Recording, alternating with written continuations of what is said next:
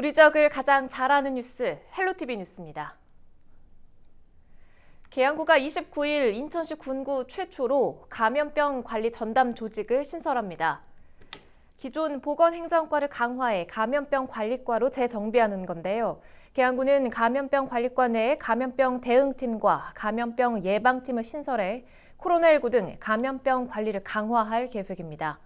박형우 계양구청장은 코로나19와 같은 감염병과 각종 전염병은 구민의 생명과 직결되는 사안으로 감염병 등의 신속한 차단과 체계적인 대응이 가장 중요하다고 판단해 조직을 정비했다고 밝혔습니다.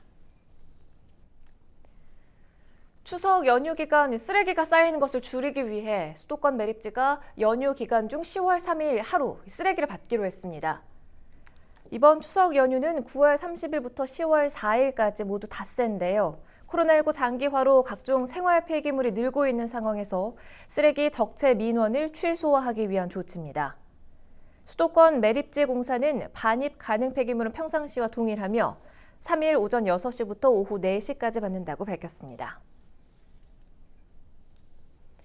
인천시 특별사법경찰이 추석을 앞두고 성수식품 특별 단속을 벌여 원산지 표시 등을 위반한 업체 7곳을 적발했습니다. 단속 대상은 전통시장과 어시장, 식육 가공업체 등이었는데요. 낙지 등 수입 수산물을 국내산으로 속여 판매하고 유통기한을 넘긴 축산물을 보관하는 등 7곳의 위반 사항을 적발했습니다. 인천시 특별사법경찰은 이번에 적발된 업주를 검찰에 송치하고 관할구청에 행정처분을 요청했습니다. 경기도의 공공배달앱 공식 명칭이 배달특급으로 확정됐습니다.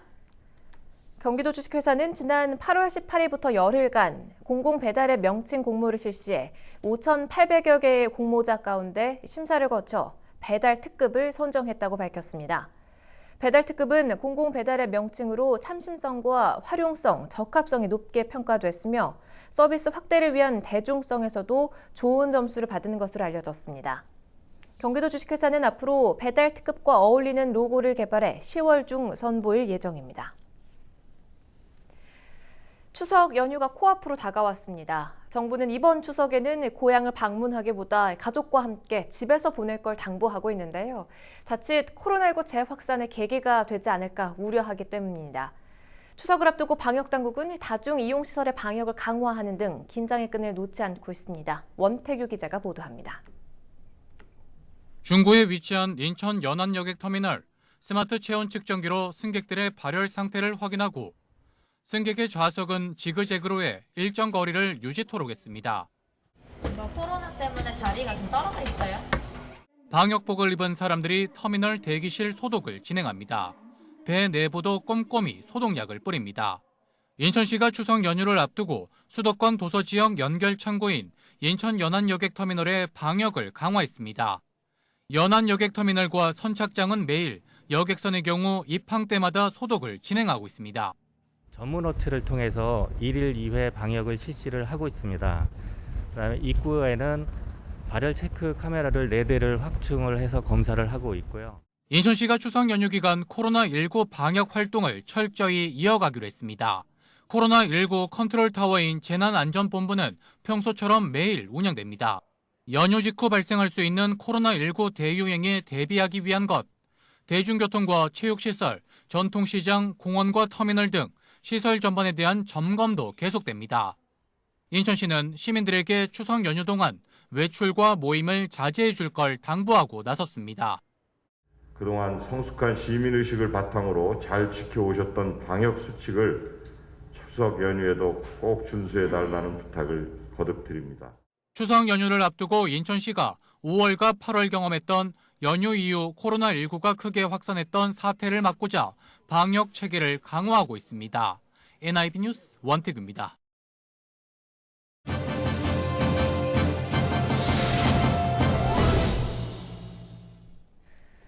인천시의회가 인천 최초로 독감 및 코로나19 등의 감염병 발생 지역 예측 분석을 통한 방역 지도 구축에 나섭니다.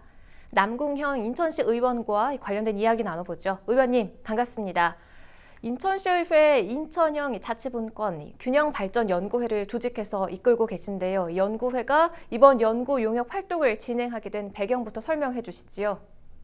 예, 방역은 선제적 대응이 매우 중요합니다. 그래서 시민과 방역 정책을 쉽게 연결할 수 있는 방법을 고민하였습니다. 제가 대표로 시의회에서 이끌고 있는 인천형 자치분권 균형발전연구회를 통해 지방정부가 주도적으로 자치분권 시대에 인천형 방역 시스템을 구축하고 기획 준비하는 것이 필요한 시기다 생각하였거든요. 앞으로 환절기가 발생할 수 있는 독감 및 코로나19 등 인천 지역 감염병 발생 지역을 사전에 예측 분석해서 인천시만의 안전을 미리 대비하고 코로나19 및 겨울철 독감 발생 등을 과학적 통계에 입각한 자치 방역 대책 마련과 정책 발굴을 위해서 이 배경을 설명할 수 있겠습니다. 2달간의 용역에서는 어떤 내용들이 진행됐습니까? 예, 스마트 IT 기술을 활용한 안전도시를 추진하는 기초 지자체들이 많이 늘어나고 있는데요. 이처럼 저희도 2개월간 지방자치 데이터 연구소의 특허 기술인 빅데이터 마이크로 지리정보 기술을 활용해서 겨울철 독감 및 코로나19 지역 감염 예측 데이터를 확보하고요. 시민 설문조사를 통해 연령대에 따른 주민 생활방역 준수 여부 등의 사회 경제적 데이터를 활용한 방역 지도를 만들 생각입니다. 이번 인천형 자치 방역 시스템 구축으로 어떤 효과를 좀 기대해 볼 수가 있을까요? 예, 저는 그렇게 생각합니다. 저희가 지방자치를 하는 이유는 중앙정부처럼 먼 정부가 아닌 시민 가까이에서 시민 생활과 삶에 필요하고 체감하는 행정을 하기 위함이라 생각하는데요. 그러기 위해서는 가장 중요한 안전 정책을 중앙의 안전 지침과 방역 시스템을 그냥 따라가는 것이 아니라 인천이 지방 정부로서 안전 방향을 선제적으로 기획하고 준비해야 한다 생각합니다. 인천을 가장 잘하는 건 바로 지역이기 때문인데요. 앞으로도 지속적으로 인천의 안전 자치 지수를 높여나가는 방향으로 연구하고 준비하도록 하여서 확진자의 이동 경로만을 따라가는 사후 약방식의 방역 시스템이 아닌 과학적 통계와 연구 결과를 토대로 한 시민 체감형 방역 시스템을 마련해 나가도록 하겠습니다. 말씀해 주신 것처럼 인천만의 선제적인 방역 시스템 좀 기대해 보겠고요. 인천형 자치분권 균형발전 연구회 앞으로 어떤 계획을 갖고 계신지도 마지막으로 한 말씀 해주세요. 예, 제가 시의원이 되고 더 많은 권력을 인천 시민에게 돌려드리기 위한 만든 연구회인데요.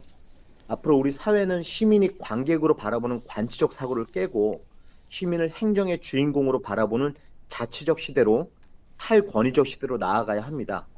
인천의 골목골목까지 가장 잘하는 것은 중앙정부가 아닌 인천지방정부인 것처럼 자치분권 균형발전연구회를 통해 앞으로도 지속적으로 인천 자치분권 정책과 골고루 균형적으로 발전하는 인천이 될 수 있도록 노력하겠습니다. 그리고 끝으로 인사 한번 드리겠습니다. 인천 시민 여러분, 코로나19로 경제적으로 육체적으로 모두 힘든 시기입니다. 근심 걱정이 많으신데요. 그래도 추석 명절, 사회적 거리두기로 몸은 멀지만 마음은 그 어느 때보다 풍성하고 가까운 즐거운 추석 명절 보내시기 바라겠습니다. 네, 여기까지 듣겠습니다. 말씀 고맙습니다. 남궁형 인천시 의원과 이야기 나눠봤습니다.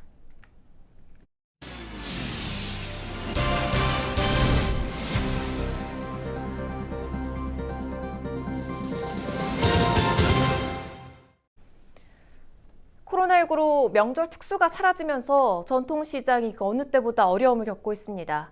장현구 경기도의회 의장이 전통시장을 찾아 상인들 위로하고 지원 대책을 약속했습니다. 김호 기자입니다. 추석 대목을 맞아 시끌벅적해야 할 전통시장. 하지만 코로나19로 손님들의 발길이 끊기면서 명절 특수는 옛말이 됐습니다. 사람도 없고 예전 같으면은 사람도 많이 있고 물어보는 사람도 많은데 지금 보시다시피 물어보는 사람도 없고 지나가는 사람도 별로 없어요. 그래서 지금 이걸 어떻게 해야 되는가 하고 걱정이 많네요.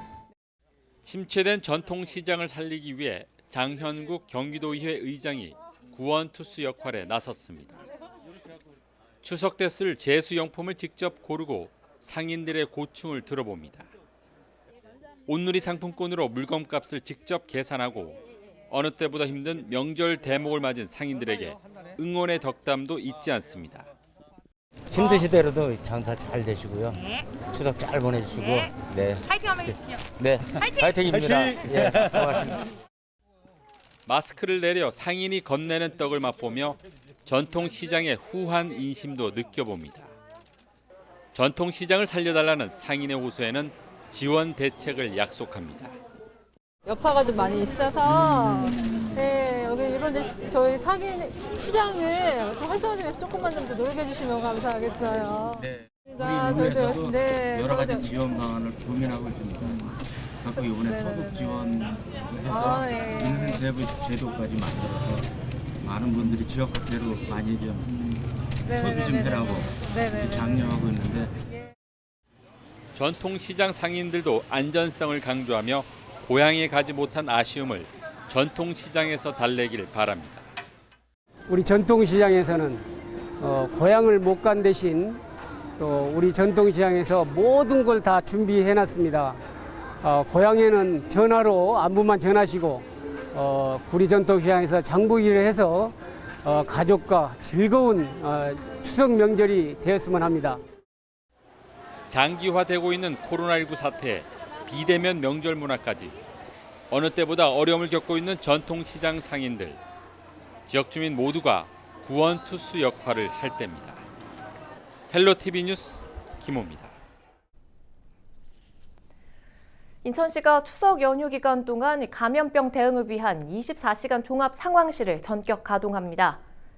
인천시는 비상근무체계를 가동하고 유사시 신속 대응반을 급파해 상황에 대응할 계획인데요. 의료기관들도 당번을 정해 문을 열 예정입니다. 문을 연 의료기관은 중앙응급의료정보센터 홈페이지나 120 미출 콜센터에서 확인할 수 있는데요. 김혜경 인천시 건강체육국장은 연휴 기간 코로나19 확산을 막기 위해 이동과 모임은 자제해달라며 발열 등의 증상이 있을 경우 가까운 선별진료소를 방문해 진단검사를 받아야 한다고 전했습니다. 인천시가 28일부터 노숙인을 대상으로 독감 예방 접종을 실시합니다. 인천시는 코로나19와 겨울 독감이 동시에 유행할 것을 대비해 노숙인 독감 예방 접종을 기획했다고 밝혔는데요. 시설에서 생활 중인 노숙인은 10월 초 독감 예방 접종을 실시할 계획이며 거리 노숙인은 동인천 북광장과 부평역을 시작으로 10월 8일까지 예방 접종을 마칠 예정입니다. 인천에는 약 400명의 노숙인이 있는 것으로 추측됩니다. 부평구가 인천 바오로병원과 삼산정신건강복지센터 민간 위탁 업무 협약을 체결했습니다. 삼산정신건강복지센터는 중증 정신질환자 관리와 아동 청소년 정신건강 사업 등의 역할을 수행하고 있는데요. 특히 코로나19로 우울감을 느끼는 지역 주민들에게 심리 지원 서비스도 실시하고 있습니다. 차준택 부평구청장은 민간 전문 의료기관이 함께하면 센터의 서비스 질이 훨씬 높아질 것이라고 말했습니다. 부평구가 내년 주민참여 예산 사업을 결정했습니다. 부평구 주민참여예산 민관협의회는 최근 회의를 열고 모두 42건의 내년도 주민참여 예산 사업을 결정했다고 밝혔는데요.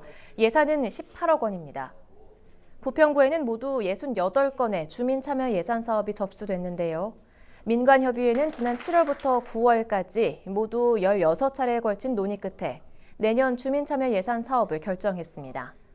민관협의회 결정 사항은 오는 11월 구의회 예산 심의를 거쳐 최종 확정됩니다. 인천시가 10월 한 달간 대포차와 불법 튜닝 등 불법 자동차를 집중 단속합니다. 이번 단속에는 인천시와 인천지방경찰청 등 유관기관이 함께 나서는데요. 적발된 차량의 소유자는 위반 내용에 따라 형사고발이나 과태료 처분을 받게 됩니다. 특히 대포 차량의 경우 견인 조치 후 상황에 따라 강제 폐차 처리할 계획입니다.